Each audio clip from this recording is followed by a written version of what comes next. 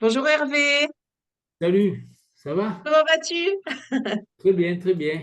Bon, allez, on se retrouve aujourd'hui sur le plateau des interviews. On s'est rencontrés il y a quelques mois, Hervé. Tu habites à Châteauneuf-du-Rhône. Je t'avais interviewé, j'avais écrit un article Mhm. sur ton parcours sur mon blog personnel. Et puis on est resté en contact parce que voilà, on avait ce qu'on appelle le feeling. Je voilà, je trouve ton activité. Alors tu t'intitules agriculteur poète. Et du coup, moi, comme j'aime tout ce qui est un peu novateur, ça m'a intriguée tout de suite. C'est comme ça que je suis arrivée vers toi.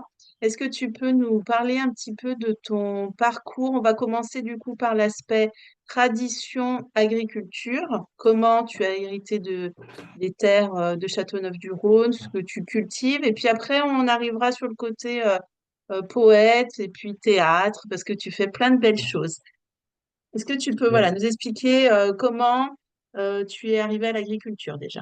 bonjour, je suis Hervé Lausier. Je suis agriculteur depuis 1987 en tant que chef d'exploitation. Euh, J'avais 22 ans, 23 ans.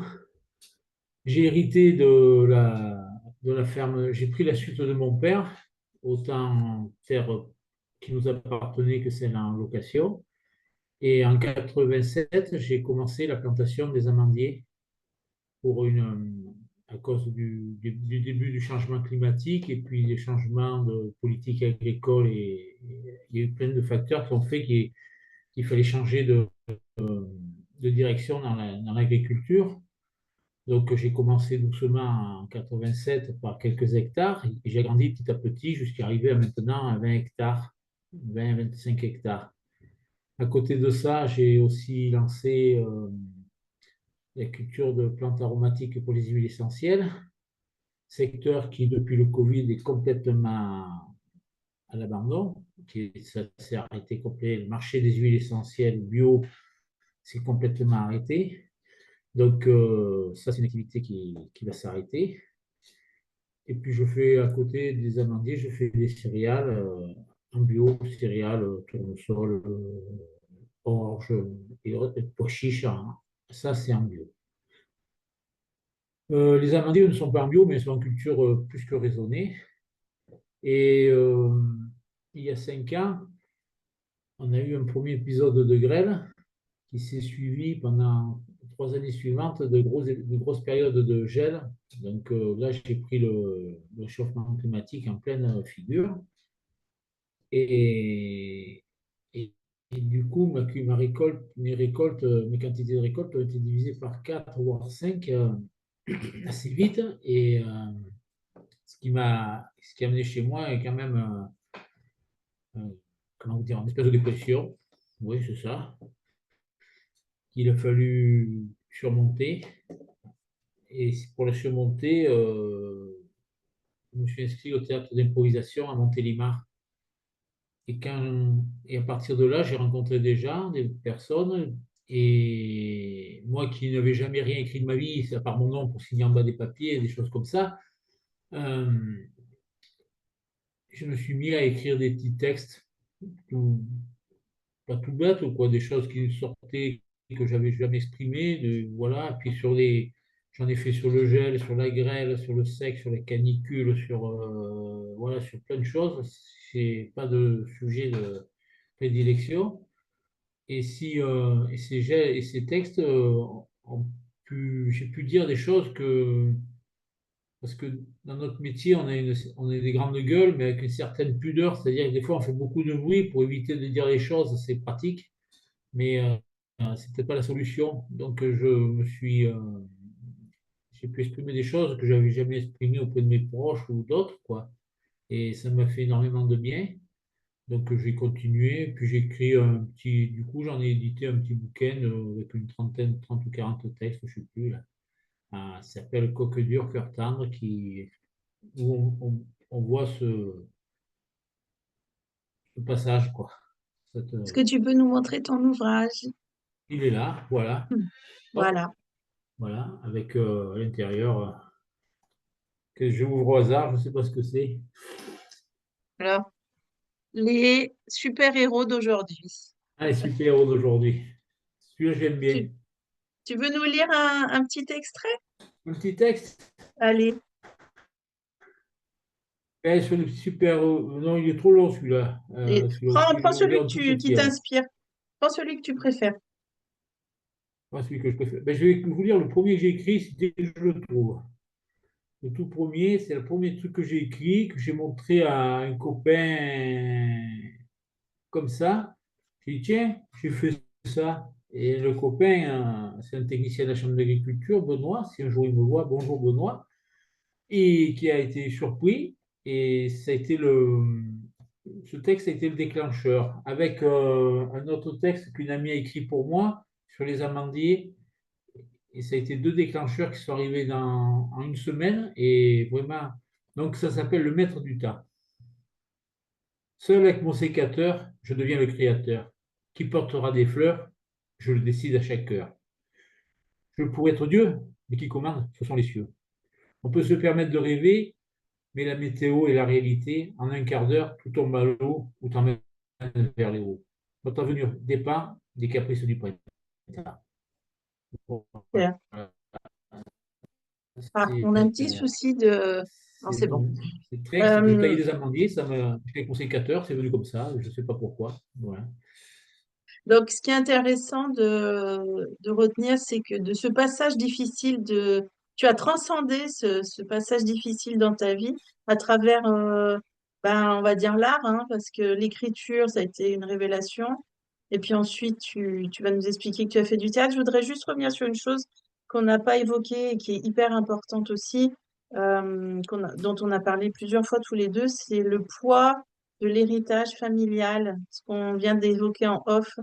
Tu parles de Oui, respect des traditions tout en respectant en fait son individualité, son besoin d'évoluer. Ça, c'est important. c'est-à-dire que bon, moi j'ai repris la ferme de mon père, qui a repris la ferme de son père, qui avait repris la ferme de son père. Donc euh, mais du côté de ma mère aussi, hein, ils sont tous, on est tous agriculteurs dans cette région, quoi, dans cette petite région autour de Montélimar. Et donc, et moi, je suis le dernier des deux familles à être agriculteur. Et donc, il semble, oui, ou c'est, je ne sais pas si c'est l'arité ou si c'est une vue de l'esprit, que tout te retombe dessus. C'est-à-dire que tu es le dernier agriculteur de la famille. C'est une page qui se tourne, une évolution. Et, euh, et en plus, oui, on a ce poids d'histoire familiale, de tradition. Et il ne faut pas qu'on soit piégé par ça, quoi. Il y a des choses qui étaient comme ça, qu'on faisait comme ça, que les anciens faisaient comme ça. Mais bon, on doit évoluer parce Mm. que le monde évolue autour de Ah, on a un nous. petit souci de Garder un peu cette connexion. tradition parce qu'il y a un peu de sagesse dedans. Ah, ça Ok. déconnecte.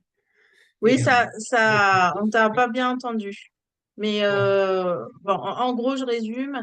Voilà, tu as comme fait un schisme dans cette tradition. Toi, oui, cette dépression, en fait, ça a été le premier pas vers ton individualité, aller découvrir ta sensibilité, tout ce qui avait été sûrement un peu masqué tout au long des générations, en fait, hein. mais c'est-à-dire que ça, c'est pas pareil, hein. Moi, j'ai voulu, dans le métier, j'ai quand même évolué parce que j'ai toujours. Mon père était comme ça aussi, on a toujours essayé des choses nouvelles, des nouvelles cultures, des nouvelles façons de faire. Ok. Mais voilà, et qu'il fallait à un moment où tu dis quel chemin je prends, quoi. Mm, Et personnellement, on n'a pas cette tradition de s'exprimer. Et puis, ça fait des siècles que le monde paysan, c'est des grosses brutes, et puis on nous l'a mm, tellement répété, inculqué, qu'on a fini par le croire. Et, euh, et donc, on n'a pas l'habitude de s'exprimer. Et quand tu t'exprimes, ça fait drôle, puisque c'est quand même. Moi, ça m'a libéré quelque part mhm. de ça. Et tu t'es de ça. libéré toi, mais à mon avis, tu as Ouais, libéré aussi le passé. donc au départ, que ce soit ma famille ou la profession, ils te regardent d'un drôle d'œil. Mais d'un autre côté, quand tu commences à parler avec d'autres agriculteurs, que tu dis, ben moi j'écris des textes et tout, l'autre il se dit, oh ben moi je fais un peu de peinture, ah ben moi je fais de la sculpture. Mais ils le font à titre privé. Ils ont tellement peur du regard des autres, de tout, qu'il n'y en a pas beaucoup qui l'expriment en plein, quoi. Alors, est-ce qu'ils ont raison, est-ce qu'ils ont tort? C'est pas moi de juger. Je ne sais pas si chacun fait comme il le sent, hein, c'est pas. Mais Mm. je trouve que c'est dommage. Donc, agriculture, passage à vide, écriture. Et là, Oui. donc avant l'écriture, du coup, tu rencontres le théâtre, tu te Avant mets à l'écriture, je écrire. rencontre le théâtre d'improvisation Ouais, qui part pendant les cours. On va jouer 7-8 rôles dans la soirée. Donc, on va être un coup un pirate, un coup une infirmière, un coup un petit vieux. Donc, avec d'autres personnes. Donc, qu'on le veuille ou non, ça ouvre à d'autres sensibilités, d'autres façons de voir. Parce que pour jouer un personnage, il faut se mettre dans la peau de ce personnage. Même si je suis qu'un amateur ouais, débutant, hein, je suis pas. Et c'est ce qui m'a permis, c'est ce qui m'a mis à l'écriture. Et dans le même temps, j'ai rencontré trois personnes en faisant une représentation au vieux village d'Alan, le village de mes ancêtres, quoi. Et j'ai fait une représentation c'était des soirées thématiques, on faisait représentation historique, mais nous on jouait la comédie. Et j'ai rencontré trois personnes qui m'ont embarqué dans une aventure des très au vagabond, où là on joue du théâtre, qu'on écrit, qu'on corrige, ou si on prend des écrits, on les corrige, ou on fait la pure création et on se régale. Voilà. ouais. Alors je confirme. Moi, j'ai vu votre représentation au Jardin du Rac de Malataverne. Alors attends, on est en novembre, c'était en septembre. Oui, Oui, oui, c'était au mois de septembre. J'ai d'ailleurs début rédigé un septembre. article pour le Dauphiné à ce sujet.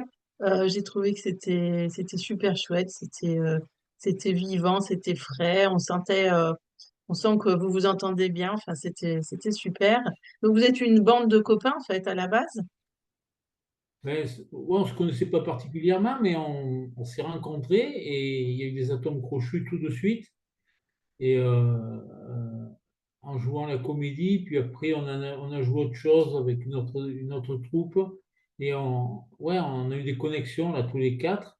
Et ça passe bien, quoi. Voilà, on se prend pas la tête. Pourtant, on vient d'univers complètement Oui, c'est différents ce que les uns j'allais des dire. autres. Ils sont pas issus du monde agricole.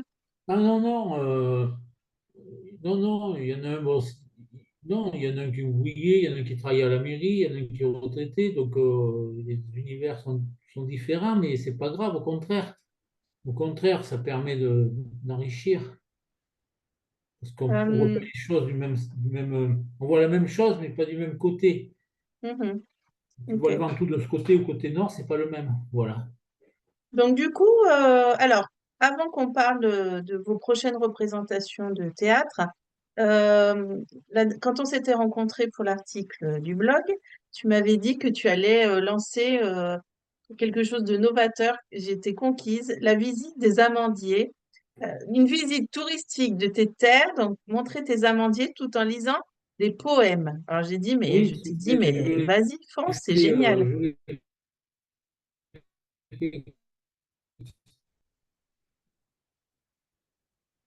fait, j'ai recommencé l'expérience il n'y a pas longtemps avec la directrice et la responsable des achats chez Chabert et Guillot, parce que ça s'était pas prévu. Elle voulait voir les amandiers, la façon dont on travaillait, tout ça pour professionnellement, et comme par hasard, ça a dérapé là-dessus, mais c'est pas grave. Et, et donc, je l'ai fait avec des touristes, oui, avec beaucoup de touristes ou des gens du coin. Je l'ai fait 5-6 fois cet été. Donc, pendant 1 heure et demie, on déambule dans les amandiers. Donc, il y a une partie où j'explique la culture d'amandier, pourquoi on fait ça, pourquoi on greffe, pourquoi on taille, comment on récolte, comment on arrose, pourquoi je laisse de l'herbe dans les champs, pourquoi le comment de mon travail. Et puis, au bout d'un moment, quand ça a assez duré la technique, je lis un petit texte par rapport à ce qu'il y a autour de moi, c'est-à-dire, j'ai pas de plan préconçu. Là, j'en ai un, par exemple, sur un aigle qui me regarde travailler. J'ai fait une espèce de fable de La Fontaine, ça peut être ça peut être sur la chapelle qui est en haut de la colline en face, ça peut être sur l'arbre qui est au milieu de la cour. Il y a pas de, j'ai pas de plan, c'est en fonction de l'inspiration que je Mhm. prends mes textes. J'ai mon paquet de textes avec moi, comme ils sont tous dans le téléphone, ou mon téléphone, et en fonction du lieu, du moment, du public. Alors, il peut y avoir trois textes si les gens ne sont pas réceptifs, il peut y en avoir 8 ou 10 s'il y a de l'accroche, il y a rien de prévu. Voilà. Et puis C'est au après, feeling. il y a toute cette partie explication du travail qui est très très intéressante et qui intéresse les gens parce que je ne raconte pas des blagues, je dis ce qui est. Après, ça plaît pas, ça c'est notre histoire, mais on s'en fout, on dit ce qu'on fait, puis les gens ils font leur opinion, quoi. Du coup, ça, tu penses, tu m'as dit que tu pensais le réitérer. Mais je pense Euh, réitérer il faudrait que je sois un peu plus fort en communication pour ils sachent que ça se fait, que ça mm, existe. Il faut que aménage un lieu d'accueil un peu moins rustique. Rustique encore, c'est gentil. Et, euh, et puis oui, il faut que je m'organise un peu mieux. Puis bien sûr, la visite est payante, c'est 6 euros par adulte, parce qu'il y en a pour quand même un peu plus d'une heure et demie. Il y a tout un travail de préparation avant, mine de rien. Parce que l'improvisation, ça ne s'improvise pas. Voilà. Et, et, euh, et puis, il y a bien sûr la vente des amendes ou nature ou transformées à la suite. Mais ça, vu que l'entrée est payante, c'est pas obligé. Si les gens, à la fin de la visite, ils me disent on s'est régalé, au revoir et merci, ben, tout le monde est content, je ne reçois rien, mm. quoi. Oui, il n'y a C'est pas pour ça que je d'obligation. fais payer l'entrée, Mm. parce que tout travail mérite salaire. Il n'y a pas de raison que les gens ils viennent une heure et demie à ma compagnie dans les champs, comme ça, quoi. C'est pas... Mm. Ce qui est donné vaut rien, quoi. C'est pas... Ouais. Même si c'est symbolique, j'estime que c'est normal. Voilà. C'est Ouais, pas... ouais, tout à fait. Ok, très bien. Donc là, on va parler des Tréteaux Vagabonds, donc votre Voilà. troupe théâtrale. Donc on a deux dates qui sont calées. Oui. Euh, la prochaine, c'est le 10 novembre. Vous Ouais. participez à un festival théâtre amateur à Saint-Gervais-sur-Roubion. À Saint-Gervais-sur-Roubion. Voilà. Donc nous, on va jouer le dimanche à 5h30. Après, il faut Ok. réserver la date parce que les places, il y a 50 ou 60 places dans la salle, 50 places, je crois qu'il y a dans la salle. Donc, il faut réserver à l'avance. Et puis, le 15 février, on joue au Grand Théâtre de Viviers. Là, il y a de la place. Là. Pour 65 réserver, 900, tu me donneras le lien, je le mettrai sur le. Mais je ne sais pas, c'est au niveau de la Fédération du théâtre amateur, je ne sais pas comment ça se passe encore. J'ai pas, on doit recevoir les infos aujourd'hui ou demain pour, euh, pour mettre. Mais je vous ferai suivre les affiches. Voilà, je le mettrai sur ma page Facebook. Voilà. Ok. Ok. Et Je te le dirai le aussi. proche. Ouais. Ouais. Et puis, tu m'as dit le 15 février, vous Le 15 jouez au février théâtre à à Viviers, au Viviers. théâtre municipal. D'accord. Pareil, là, on aura les infos Voilà. à Et puis suivre. sachez qu'on cherche des dates. Voilà. Vous cherchez des On ne veut dates. pas jouer tout. On est amateur, donc on veut jouer tous les 2 mois, ça serait bien. Ok. Mais voilà, on fait comme on peut surtout. On cherche des Du dates, coup, des salles ou des municipalités qui veulent prendre un petit risque avec nous, mais ne le prenons pas gros parce qu'on n'est pas. Voilà. Ou on travaille au chapeau ou à la prestation, mais oui, c'est pas un gros risque qu'ils prennent parce que c'est bien ce qu'on fait. Voilà. du coup, on arrive à la fin de l'interview. Est-ce que tu aurais un message à transmettre aux personnes qui vont regarder? Quelque chose qui t'anime au quotidien, une pensée? Mais mon message, c'est